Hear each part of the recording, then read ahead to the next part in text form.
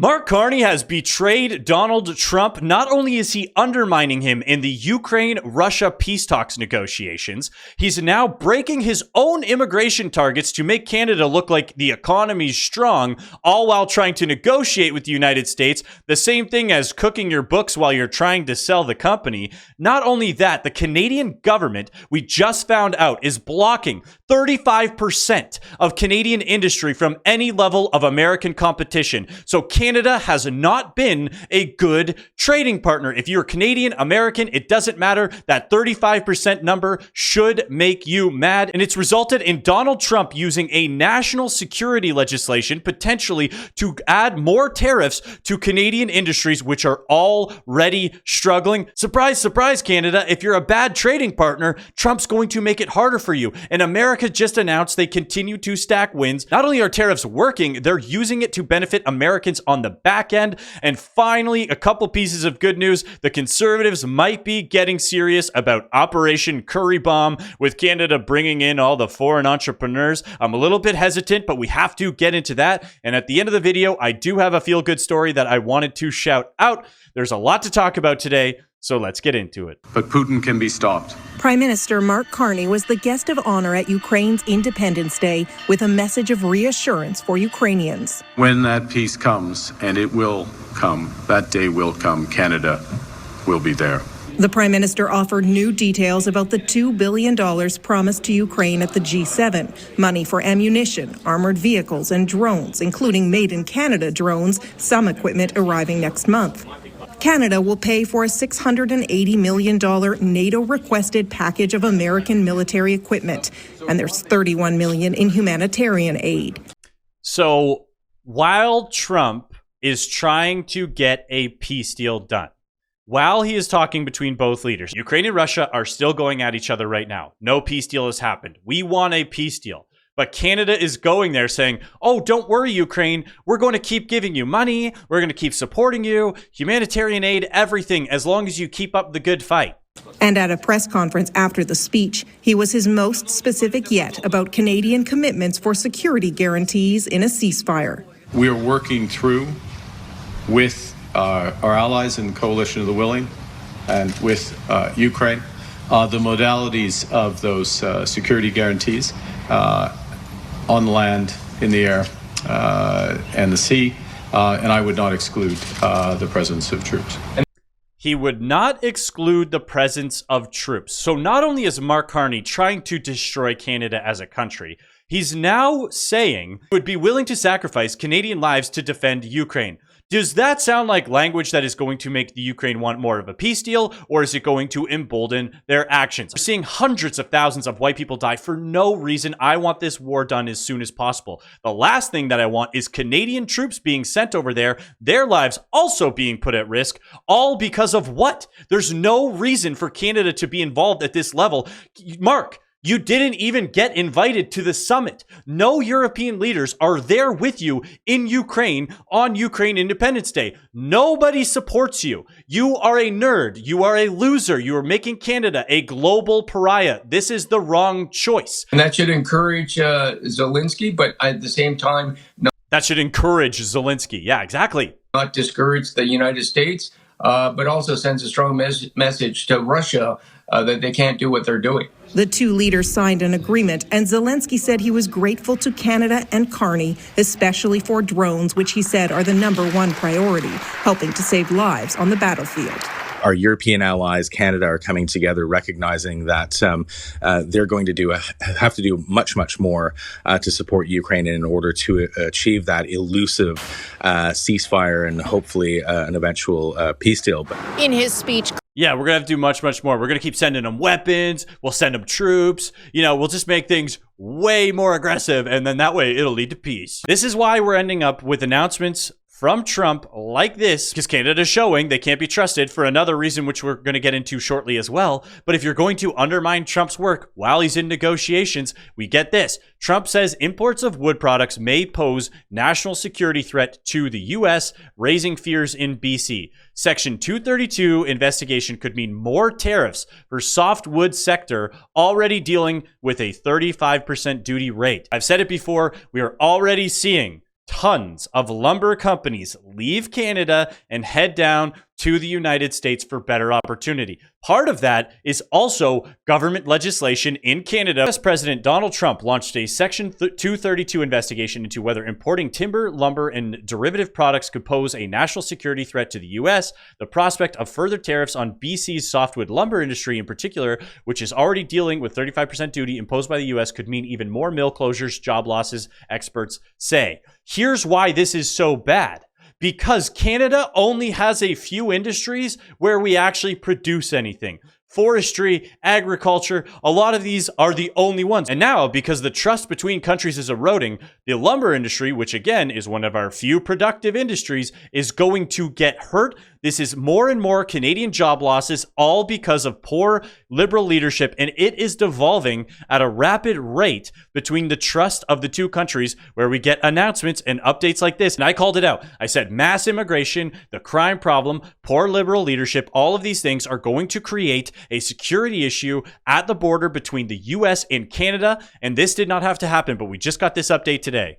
Figures show U.S. border guards have been ramping up searches of electronic devices. U.S. Customs and Border Protection data reveal almost 15,000 devices were searched between April and July. That's the highest number since 2018. About 78% of travelers checked were not American. The searches typically involve an agent looking through the device's contents. Advanced searches can be conducted if there is a national security concern or suspicion that someone broke the law. Again, this is only happening because Canada is being a bad neighbor, and we are letting in millions of unchecked immigrants who are committing crimes, and we continue to refuse to get a deal done with the US, and it's so much worse than tariffs. And I said this when we talked about the dairy cartel and these other things. Canada is anti-competition. This is the study that I just found that shows Canada is a horrible trading partner, not just with the US, but particularly the US, and our government does everything they can to block foreign competition, which means Canada cost of living goes up and our quality of services goes down. So Canadians are the ones who hurt the most from this, but it's also screwing over international companies who could come in and make Canada a better place. Make Canada a better and more competitive market. This would be better for Canadians. It would even provide more jobs, if you can believe it. So the Liberal Canadians who keep voting for these policies, you are getting duped. You are hurting Canada. So anybody who wants to show your liberal boomer friends, oh, the government's just protecting us. Here's this study showing how this is hurting Canadians, and Canada is not innocent in this trade war. During the recent trade negotiations with the United States, Canada was accused of maintaining significant trade barriers to American goods and services.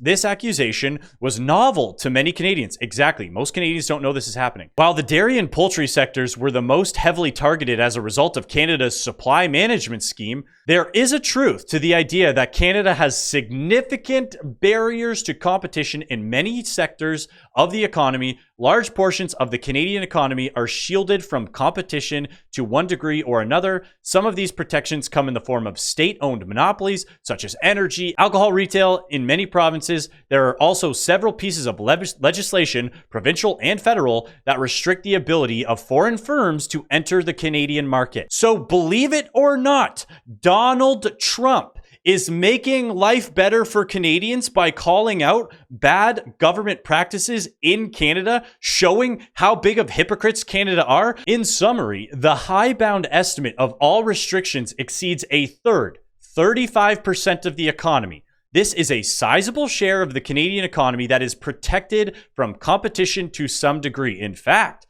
Canada fares so poorly amongst industrialized countries for its support of competition, international surveys of government-erected barriers against competition produced by the Organization for Economic Cooperation and Development, the OECD, which our government loves to talk about, shows that municipal, provincial, and federal governments in Canada impose some of the most significant barriers to competition in the world. I'm going to say that again for the people in the back.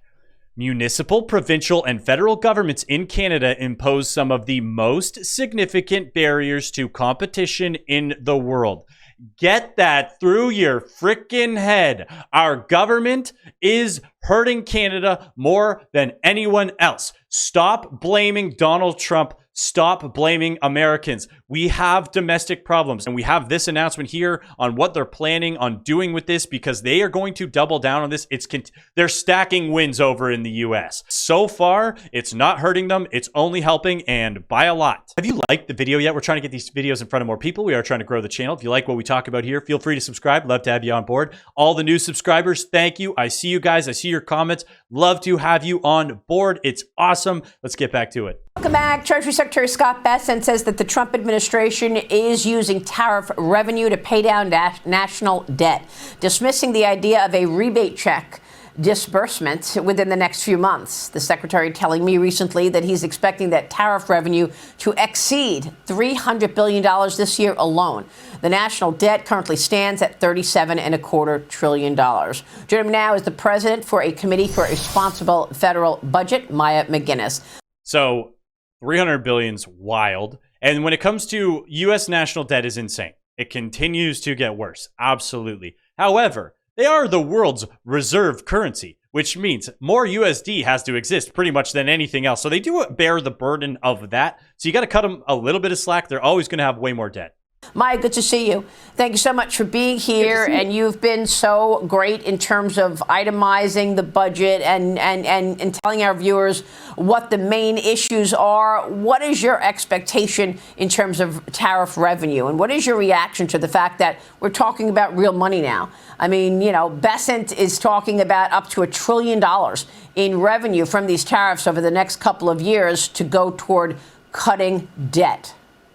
And I'm going to get ahead of this now. So many people are going to comment down below, well, tariffs are paid by the U.S. consumer. First of all, that's not reflecting in the numbers as of now. It could change if the companies are not able to eat up that amount, you know, input costs, blah, blah, blah. However, if it does start to get passed on to the U.S. consumer, that's the intent. So that they choose to buy from American companies instead of paying extra fees, tariffs, taxes. You buy American, you avoid the tariff. That's the intent, guys. Indeed, this is turning out to be a very significant revenue stream, and that is good news because we need it. We need everything that we can get that will bring our structural borrowing down. So there are a lot of questions about the tariff revenue. Which tariffs will stay in place? How long will it be collected? Will that base of tariff that the tariffs are put on, will that shrink? But so far, the numbers indicate that the revenue is coming in very strongly. And this is going a tremendous way to offset the additional borrowing that came from the tax cuts that were just passed. And furthermore, his additional news that they're not going to give this money back, but instead use it for deficit reduction is absolutely the right priority. It's very important that we keep that there and help get the government finances back in the right direction. It's not. The funny thing is, this is one of the most, if you look at this from the other direction, this is like a liberal, you know, anti-corporation policy, because most of the corporations are absorbing a lot of this cost, paying the tariffs themselves, which means the corporations are paying more taxes to the government. Isn't this what you lefties want? Is this what the Democrats want? Getting us on track. We still have a huge amount of borrowing that they've inherited, but this would offset a lot of the tax cut borrowing that was just put in place. So by all accounts, it's a big fiscal improvement if it stays in place. It's going to be huge news, and it's not enough of a deterrent to stop foreign companies from wanting to still grow in the U.S. Canadian retailer Nick's launches U.S. expansion amid tariff turbulence. So a Canadian company, get that, a Canadian company is choosing to continue to grow in the U.S. It is worth it to them to have access to the U.S. market and risk tariffs. We've been working at building the brand in the United States for the past 10 years, and we've been spending a lot on advertising and working with different partners, so it didn't make sense for us to walk away from it. Ms. Griffith said, if anything, we see this as potentially an opportunity to double down. So for everybody who said that all these companies were going to leave the U.S. and the U.S. economy was going to get hurt, these people want to double down their growth in the U.S. even with the tariffs going on. But how did Canada choose that they wanted to grow their economy? In full swing, Canada wanted to do Operation Curry Bomb and double down on it. Canada visas in 2025. India leads with 45.8% of the 834,000 study work permits. In the first 3 months of 2025, Canada approved 834,000 temporary resident applications and extensions. These included study permits, work permits, and visitor visas. According to the data from Immigration, Refugee, Citizenship Canada, India accounted for 382,055 or 45.8% of these approvals, driven by students, skilled workers. Okay, that's a bit of an overstatement.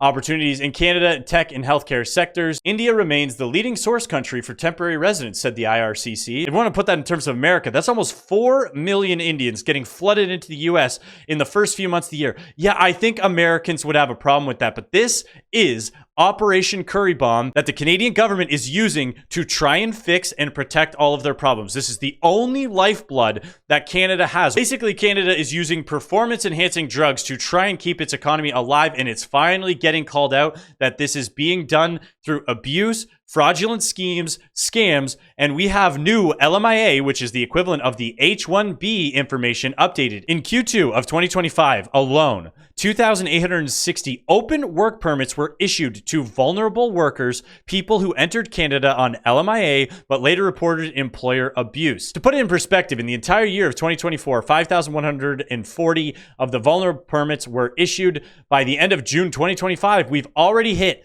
5,065, and the year isn't even over. This is the clearest proof yet. LMIA is the most abused program in Canadian immigration history. I did a video on this well over a year ago now. The Indian community is abusing this like crazy. That's why when I just showed you the article, India is the #1 country. I'm going to continue to say it again. We need a complete moratorium, a complete ban on all immigration from India today, now. And finally, the Conservatives are sort of waking up. Let's get into it. Pierre put out a few immigration tweets today, which we are going to get into because it looks like the Conservatives are almost ready to get serious. Breaking. New data shows the Carney Liberals' record on asylum claimants with 291,975 claimants in the queue, a more than 2,800% increase from 2015 to 2025.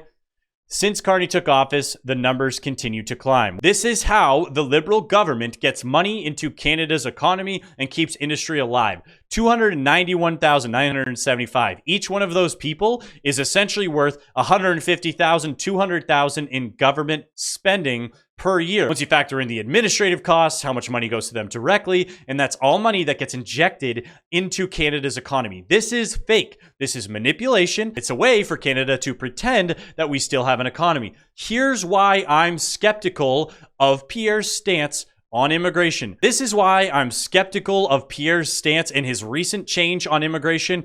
Conservatives, you have to watch this and understand this was Pierre's opinion not that long ago, okay? Yes, the pressure from Canadians to have the government crack down on immigration is absolutely working. It's catching up and the government is listening. But here's what he was saying not that long ago and why I'm still skeptical. And we will bring a direct flight to Amritsar. That's in India. We will rebuild the Canada that we know and love, a Canada where it doesn't matter if your name is Martin or Mohammed. That matters to me. Singh or Smith. Also matters. Polyev or Patel. Definitely matters. So, long story short, he was just catering to Indians within recent history. Again, anytime I speak against Pierre on his immigration stance, Conservatives get mad at me. That's his own rally. We have to hold Pierre to the standard he sets. And this is why even before the election, this is not new. I'm not turning on him recently. Before the election, I said he needs to be more strict on immigration. And he knows that now. And he also put out this tweet. And part of this tweet is showing Mark Carney is using these numbers to take on Donald Trump. Without these numbers, there would be no fake demand in Canada. There'd be no fake growth that we would be able to elbows up against Trump and try and negotiate these deals, because the temporary foreign workers, he had a promised cap of 82,000. Now there's 105,000 issued so far. That's so far. That number's going to be double, I guarantee you. The International Mobility Program, which is bullcrap, had a promised cap of 285,000 and admitted 302,000 in the first 6 months. Again, that number is probably going to be double at the very least. Carney is using this as quantitative peopling to get money into Canada's economy to pretend like we have one. Now, this tweet is from Pierre. I'm happy to see Pierre change his tune.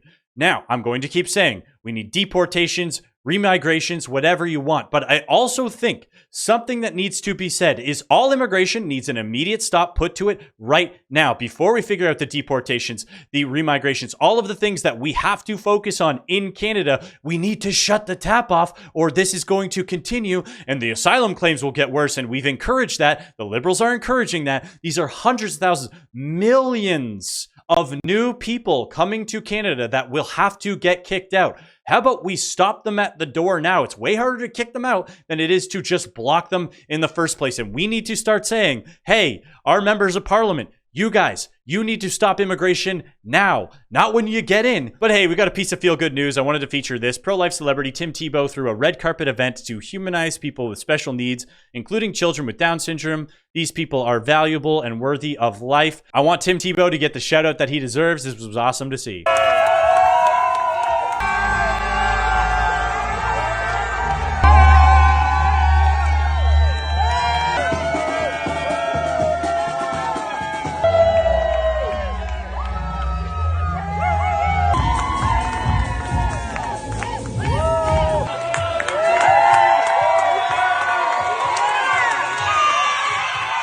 Thank you, Tim Tebow, for putting on events like that. Hopefully their smiles make it worth it for you. It was great for me to see, and hopefully the people at home, you guys enjoyed that video as well. And the fact is, we need to give people like that more support, and the only way we are going to be able to do that is when countries can focus on their own people domestically. We need to stop giving handouts to immigrants so we can protect people like that, provide them more opportunities, and take care of them. Those are the people I'd be more than happy for the government to give money to. But if you made it this far in the video, you absolutely rock. Don't forget to like and subscribe. We are trying to get these videos out in front of more people. We're trying to grow the channel. If you want to support the channel, you can do it through the link below. You can do it through YouTube. Obviously, with the stuff I talk about here, it's a great way to support the channel. Thank you, and have a great rest of your day.